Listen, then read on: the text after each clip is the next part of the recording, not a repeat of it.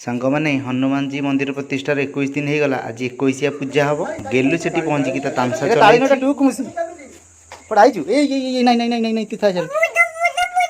ତୁ ପୂଜା କରି ପକେଇବୁ। ଏବେ ବ୍ରାହ୍ମଣ ତାଙ୍କ ପୂଜା କାର୍ଯ୍ୟ ଷ୍ଟାର୍ଟ କଲେ। ପ୍ରଥମେ ଆମେ ଯେଉଁ ବସ୍ତ୍ର ଆଣିଥିଲୁ ସେ ବସ୍ତ୍ରକୁ ଏବେ ହନୁମାନଜୀଙ୍କୁ ପିନ୍ଧେଇଲେ। ଦେଖନ୍ତୁ ବସ୍ତ୍ର ପିନ୍ଧିଲା ପରେ ହନୁମାନଜୀ କେତେ ସୁନ୍ଦର ଲାଗିଲେ।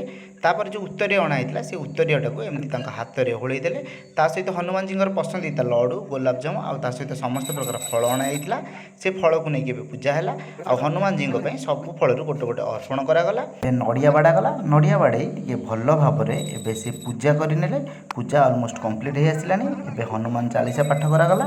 ତାପରେ ଆଳତି ଭଲ ଭାବରେ ସର୍ବଦେବୀଙ୍କୁ ଏବେ ଆଳତି ଭଲ ଭାବରେ କରିନେଲେ। ଆଳତି କରିସାରିଲା ପରେ ଆମେ ପୁଷ୍ପାଞ୍ଜଳି ଦେବୁ। ପୁଷ୍ପାଞ୍ଜଳି ପାଇଁ ଆମେ ସମସ୍ତେ ରେଡ଼ି ହେଇଗଲୁ। ଦେଖନ୍ତୁ ମୋ ହାତରେ ଫୁଲ ଅଛି। ଏବେ ପୂଜା କମ୍ପ୍ଲିଟ୍ ହେଲା। ରହୁଛି, ବାଏ ବାଏ।